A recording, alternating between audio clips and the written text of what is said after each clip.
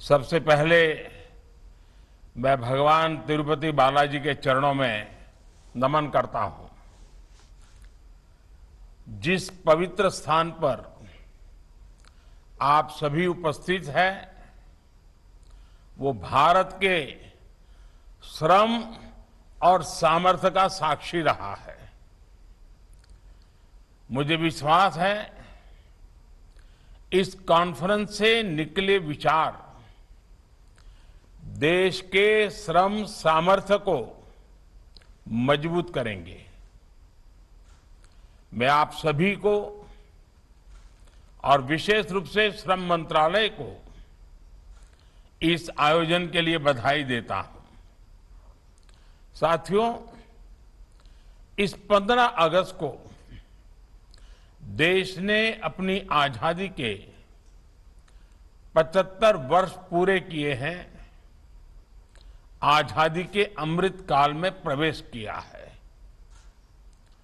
अमृत काल में विकसित भारत के निर्माण के लिए हमारे जो सपने हैं, जो आकांक्षाएं हैं, उन्हें साकार करने में भारत की श्रम शक्ति की बहुत बड़ी भूमिका है। इसी सोच के साथ देश संगठित और असंगठित क्षेत्र में काम करने वाले करोड़ों श्रमिक साथियों के लिए निरंतर काम कर रहा है। प्रधानमंत्री श्रमयोगी मानधन योजना, प्रधानमंत्री सुरक्षा बीमा योजना, प्रधानमंत्री जीवन ज्योति बीमा योजना जैसे अनेक प्रयासों ने श्रमिकों को एक तरह का सुरक्षा कवच दिया है। ऐसी योजनाओं की वजह से असंगठित क्षेत्र के श्रमिकों के मन में ये भाव जगा है कि देश उनके श्रम का भी उतना ही सम्मान करता है। हमें केंद्र और राज्य के ऐसे सभी प्रयासों को पूरी संवेदनशीलता से एक साथ लाना होगा ताकि श्रमिकों को उनका अधिक से अधिक लाभ मिल सके। साथियों, देश के इन प्रयासों का कितना प्रभाव हमारी अर्थव्यवस्था पर पड़ा है, इसके साक्षी हम कोरोना काल में भी बने हैं। Emergency credit line guarantee scheme, इसकी वजह से लाखों छोटे उद्योगों को मदद मिली है। एक अध्ययन के मुताबिक इस स्कीम की वजह से करीब 1.5 करोड़ लोगों का रोजगार जाना था, वो नहीं गया, वो रोजगार बच गया। कोरोना के दौर में ईपीएफओ से भी कर्मचारियों को बड़ी मदद मिली। हजारों करोड़ रुपए कर्मचारियों को एडवांस के तौर पर दिए गए। और साथियों, आज हम देख रहे हैं कि जैसे जरूरत के समय देश ने अपने श्रमिकों का साथ दिया, वैसे ही इस महामारी से उबरने में श्रमिकों ने भी पूरी शक्ति लगा दी है। आज भारत फिर से दुनिया की सबसे तेजी से आगे बढ़ रही अर्थव्यवस्था बना है, तो इसका बहुत बड़ा श्रेय हमारे श्रमिकों को ही जाता है। साथियों, देश के हर श्रमिक को सामाजिक सुरक्षा के दायरे में लाने के लिए किस तरह काम हो रहा है, उसका एक उदाहरण ई श्रम पोर्टल भी है। ये पोर्टल पिछले साल शुरू किया गया था ताकि असंगठित क्षेत्र के श्रमिकों के लिए आधार से जुड़ा नेशनल डेटाबेस बन सके। मुझे खुशी है कि इस एक साल में ही इस पोर्टल से 400 अलग अलग क्षेत्रों में काम करने वाले करीब 28 करोड़ श्रमिक जुड़ चुके हैं।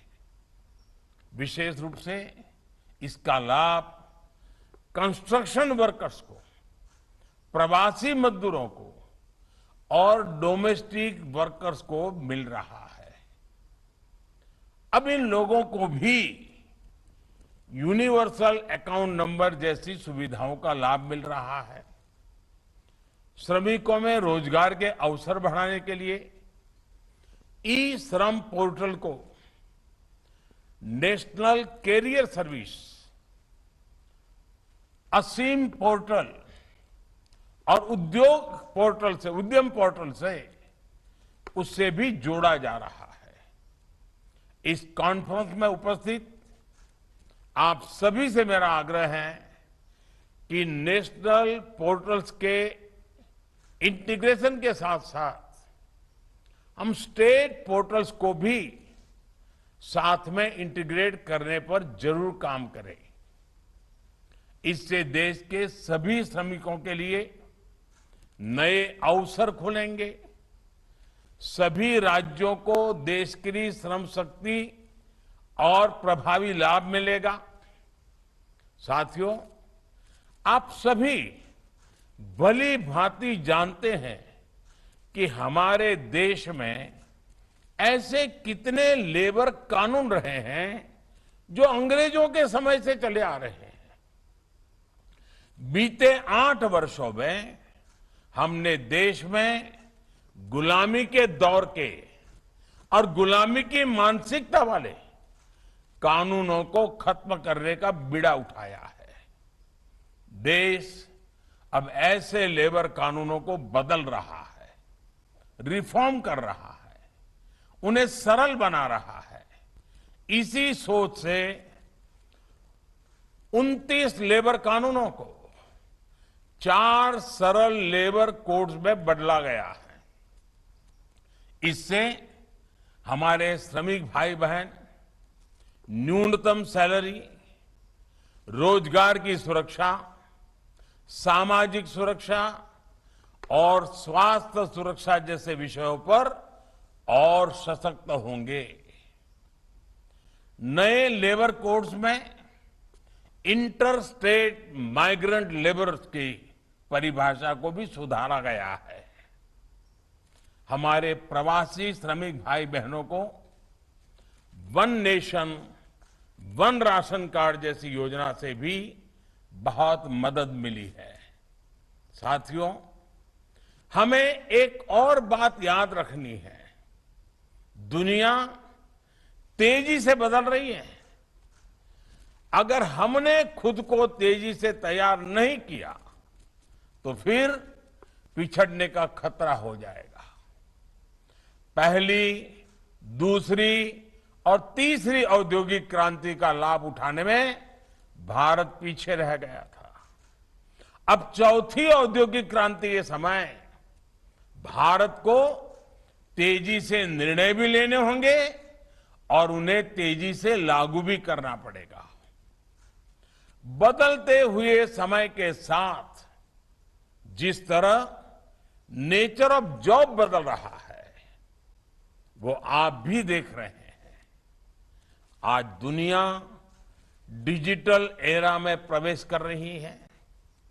पूरा वैश्विक परिवेश तेजी से बदल रहा है। आज हम सब गिग जीआईजी और प्लेटफॉर्म इकोनॉमी के रूप में रोजगार के एक नए आयाम के साक्षी बन रहे हैं। ऑनलाइन शॉपिंग हो, ऑनलाइन हेल्थ सर्विसेज हो, ऑनलाइन टैक्सी और फूड डिलीवरी हो, ये आज शहरी जीवन का हिस्सा बन चुका है। लाखों युवा इन सेवाओं को, इस नए बाजार को गति दे रहे हैं। इन नई संभावनाओं के लिए हमारी सही नीतियां और सही प्रयास इस क्षेत्र में भारत को ग्लोबल लीडर बनाने में मदद करेंगे। साथियों, देश का श्रम मंत्रालय अमृत काल में वर्ष 2047 के लिए अपना विजन भी तैयार कर रहा है। भविष्य की जरूरत है flexible work places, work from home ecosystem. भविष्य की जरूरत है फ्लैक्सी वर्क आवर्स। हम फ्लेक्सिबल वर्क प्लेस जैसी व्यवस्थाओं को महिला श्रम शक्ति की भागीदारी के लिए अवसर के रूप में इस्तेमाल कर सकते हैं। इस 15 अगस्त को लाल किले से मैंने देश की नारी शक्ति की संपूर्ण भागीदारी का आह्वान किया है। नारी शक्ति का सही उपयोग करते हुए भारत अपने लक्ष्यों को और तेजी से प्राप्त कर सकता है। देश में नए उभर रहे सेक्टर्स में महिलाओं के लिए क्या कुछ और कर सकते हैं, हमें इस दिशा में भी सोचना होगा। साथियों, 21वीं सदी में भारत की सफलता इस बात पर भी निर्भर करेगी कि हम अपने डेमोग्राफिक डिविडेंड का कितनी सफलता से उपयोग करते हैं। हम high quality skilled workforce create कर वैश्विक अवसरों का लाभ ले सकते हैं। भारत दुनिया के कई देशों के साथ migration and mobility partnership agreements भी साइन कर रहा है। देश के सभी राज्यों को इन अवसरों का लाभ मिले, इसके लिए हमें प्रयास बढ़ाने होंगे, एक दूसरे से सीखना होगा। साथियों, आज जब इतने बड़े अवसर पर हम सभी एकजुट हुए हैं, तो मैं सभी राज्यों से, आप सभी से कुछ और आग्रह भी करना चाहता हूं। आप सभी परिचित हैं कि हमारे बिल्डिंग एंड कंस्ट्रक्शन वर्कर्स हमारी वर्कफोर्स का अभिन्न अंग है। उनके लिए जिस सेस की व्यवस्था की गई है, उसका पूरा इस्तेमाल जरूरी है। मुझे बताया गया है कि इस सेस में से करीब 38,000 करोड़ रुपए अभी भी राज्यों द्वारा इस्तेमाल नहीं हो पाए हैं। ईएसआईसी आयुष्मान भारत योजना के साथ मिलकर कैसे ज्यादा से ज्यादा श्रमिकों को लाभ पहुंचा सकता है, इस और भी हमें ध्यान देना होगा। मुझे विश्वास है कि हमारे ये सामूहिक प्रयास देश के वास्तविक सामर्थ्य को सामने लाने में अहम भूमिका निभाएंगे। इसी विश्वास के साथ आप सभी को बहुत बहुत धन्यवाद। और मुझे विश्वास है कि इन 2 दिवसीय चर्चा में आप नए संकल्प के साथ, नए विश्वास के साथ देश की श्रम शक्ति के सामर्थ्य को बढ़ाने में सफल होंगे। बहुत बहुत धन्यवाद।